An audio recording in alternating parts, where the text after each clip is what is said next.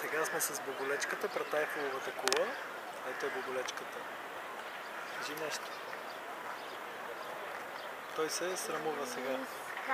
Си седиме и така се припичаме като змии. Не се срамувам, искам да хода там на детската площадка.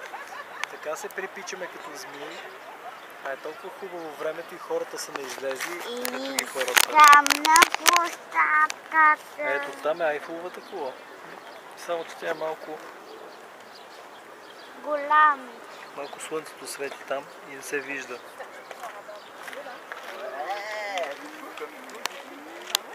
Колко е висока и голяма. Там е пълно с народ. Ако погледнеш отдолу е още по-голяма. Огромна е.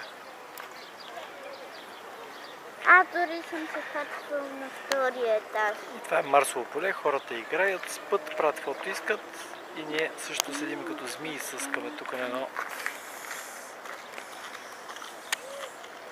една пейка. Ето малката змия съска.